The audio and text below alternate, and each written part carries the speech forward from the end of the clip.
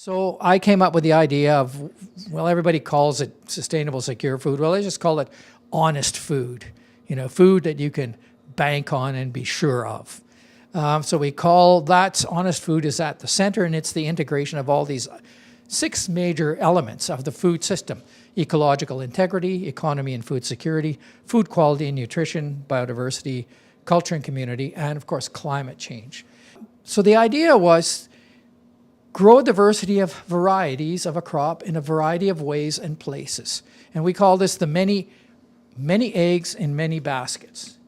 And out of it came a project. And the thing was, we can talk about this theoretically and conceptually, but we got to do something about it, right? It's too late to just sit around and think some more. Another one of my arguments I have, and I used to go to big meetings, I don't anymore, don't have the money, not important enough, but I would say, it's time for boots, not suits, which is basically, let's get at it, let's try something.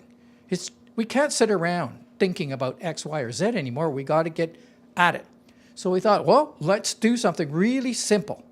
Let's get people to grow stuff in their homes and measure the weather conditions and see what grows and what doesn't grow. So it's a beautiful picture, but that encapsulates what we're about. Many eggs in many baskets. And here's some of the ones, this is our standard, many eggs, many potatoes that we're trying. Over the 4 years, we've tried potatoes in these different places. People stay for a while, fall out. What are some of the things we've learned? So varietal yields, grams per plant, for the year 2014. Wasn't a bad year. Where are the commercial varieties on this? Well, here's BU, which is Russet Burbank. It's not bad. They're ranked from most productive on average to the least productive. And there's our very funny and interesting likely, which is they're not very productive under all of these sets of circumstances. So these are 4 places across Canada. But there's Kennebec, crappy yield. There's Yukon Gold, not very good. There's Sieglinde, excuse me, but OZ, the totally unknown potato on the table over there, brought allegedly by the Spanish and given to some First Nations community to grow them so they could sell them back to them when they were sailing back and forth. Very productive. Nobody even knows about OZ, but there it is. It's not a potato chip potato. It's more like an O. Henry bar chocolate potato. But it's a wonderful potato. You wash it, slice it, a little bit of olive oil, throw it in the oven, bake it, thin slices, fantastic. Here, potatoes at 6330 North. That was this year. As I was telling you, if they plant these potatoes in Mayo, Yukon, that is a long way up north, right? And they got yields of potatoes.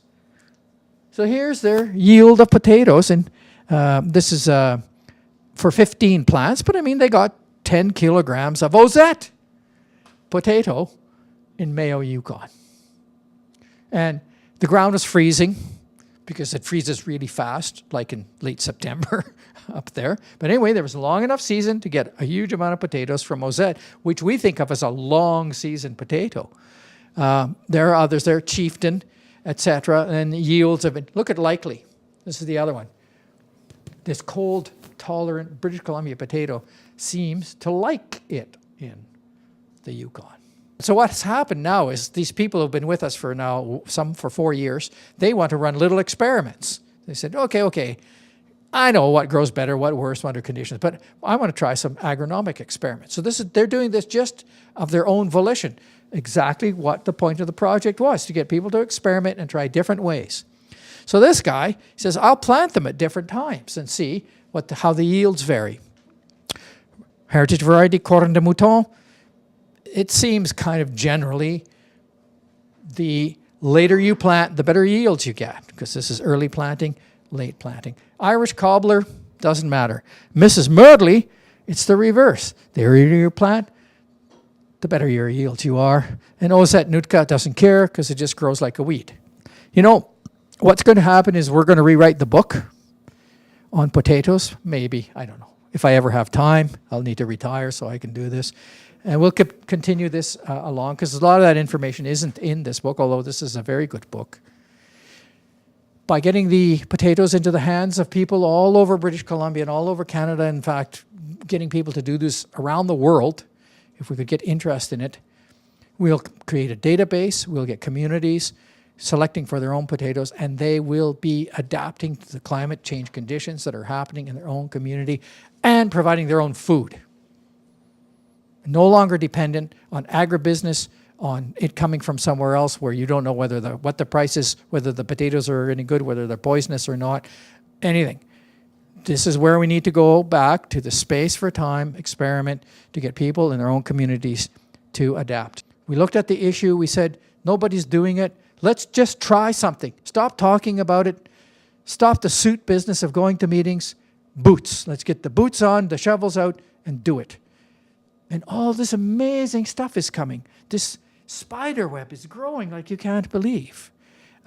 Tremendous interest. But anyway, that's my project. Thank you very much.